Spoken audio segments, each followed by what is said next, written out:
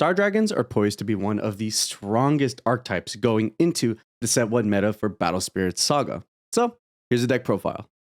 Hey everybody, it's Espira here, and today we're going to be talking about some more Battle Spirits Saga, going over a red Star Dragons deck profile. Star Dragons have put themselves in a position to probably be one of the best mid-range decks in the game, and having some of the best finishers in the game in terms of utilizing SuperNova Dragon Seigwurm Nova. The double Nova gets me every single time. The strategy is pretty consistent, has a ton of searches, has a ton of draw. You're in red, which means you have some of the best tech options in the game, which means you can modify your main deck list to be able to combat anything that may be thrown at you. And in general, you have every single tool to be successful. Plus having, well, honestly, the feature archetype actually be super playable out of the gate is always a super great time. So without further ado, let's just jump right into it. Kicking it off with SuperNova Dragon Seigwurm Nova, an 8 cost, 3 red reduction Star Dragon / Valiant Hero Spirit.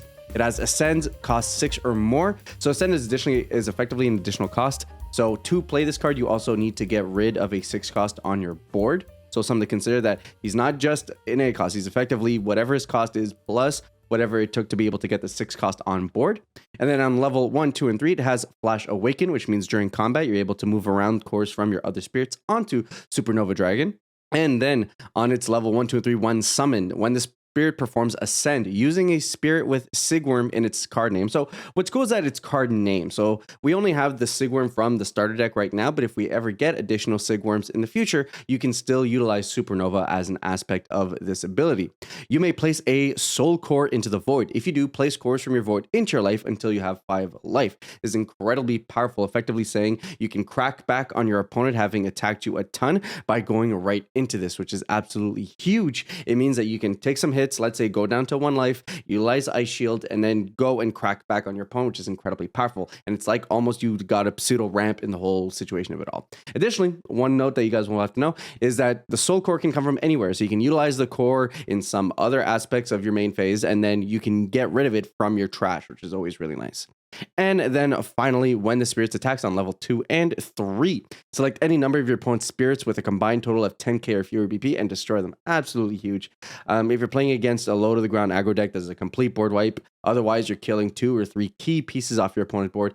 Absolutely incredibly powerful. And this is basically the whole reason to play the deck, is to kind of have this ability to pop off on top of just having consistent good mid-range options. From there, the question becomes, what is our best option to get into Nova? And of course, we're going to stick with Star Dragons. You could Ascend utilizing any 6 drop, but realistically, you want to put yourself in a position to actually use his when summon ability.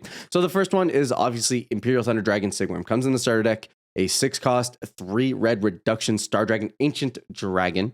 On levels 1, 2, and 3, when the spirit attacks as Confront, which means your opponent is forced to block if able. And then on level 3, during your attack step, all your spirits with Awaken gain Confront. We don't have a ton of Awaken in the set, to be honest. I tried to throw together a full Awaken deck and it didn't really come together. There's a couple of pieces in the game that like it kind of works up together, but that level 3 is really not something you're going to be utilizing a ton. However, being the Seigwurm means that this is the piece you're going to need to be able to proc off his one summon ability, which will, for now, is currently only once per game because you will not be able to recover that soul core afterwards.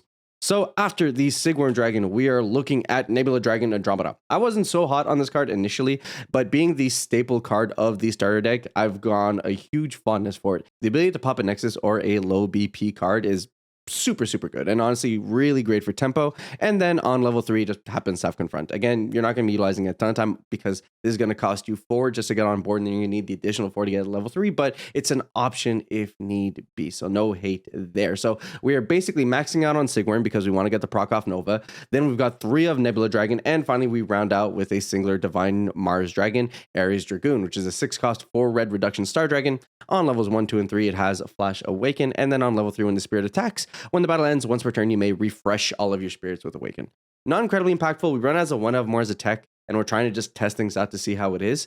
And then from there, we'll see. I mean, right now, the most effective are definitely Seigwurm and Andromeda, but there's room to be able to utilize other ones and kind of how they fit in the strat. But for now, this lineup is probably the best cards you're going to be looking towards in regards to trying to utilize Nova. From there, the card that takes this strategy from like a 7 out of 10 to like a 9 out of 10 is Big Bang Energy. It's a 4 cost magic card, 2 red reduction on a main. During this turn, all Star Dragon Spirit cards in your hand have a cost equal to your life total.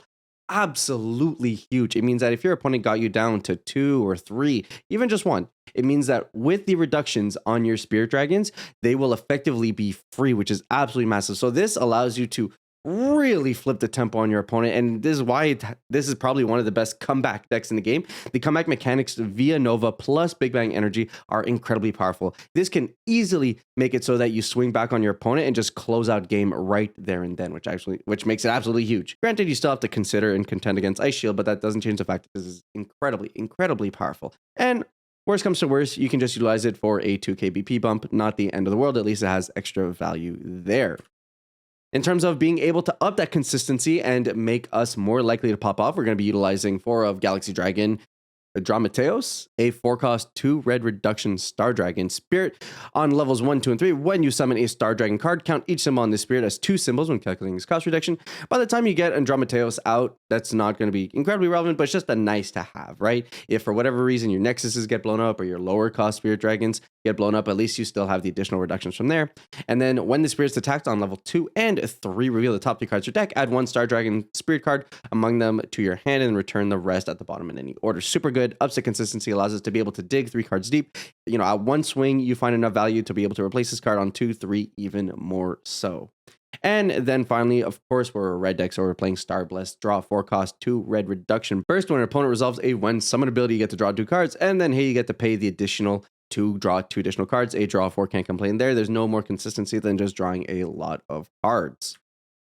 Then, of course, we have to go up into our Nexuses. We have some pretty solid ones here available to us in red, especially for this strategy. Volcanic Canyon is a 4-cost 2 red reduction.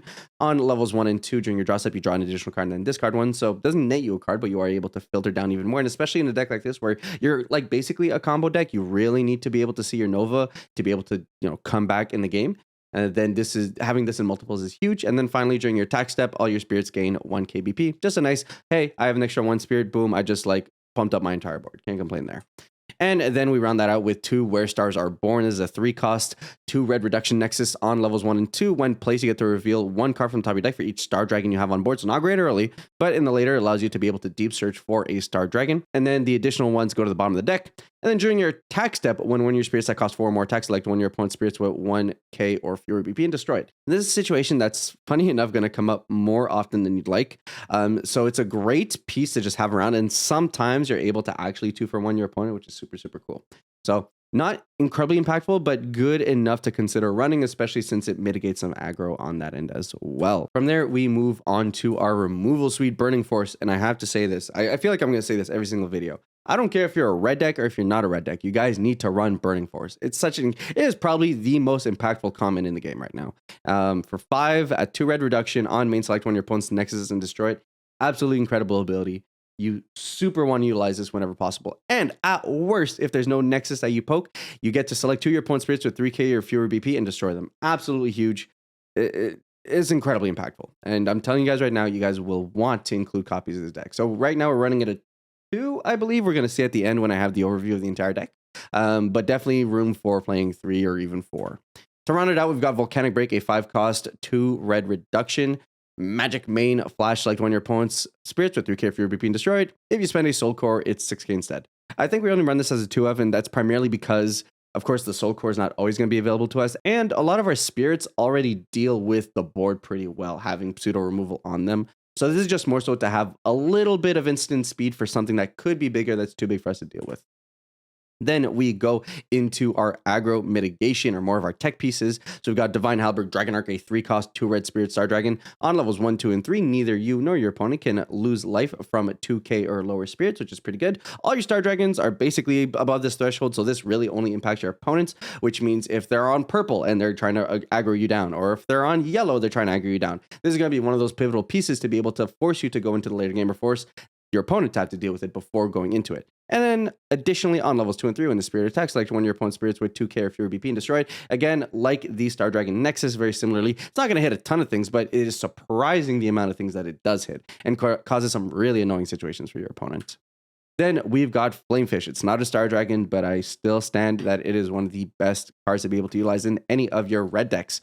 On 2 with 1 red reduction, when destroyed at level 1, 2, and 3, if the spirit has a Soul Core on it, select one of your opponent's spirits with 4k or fewer BP and destroy it. I've passed turn to this card because it was just too good for me to deal with. So honestly, it's an incredibly good piece. And in the later game, if it doesn't have value because you lost your soul core or because you're going to close out the game, we can just use our volcanic cannons to get rid of it. So incredibly good, solid early game piece.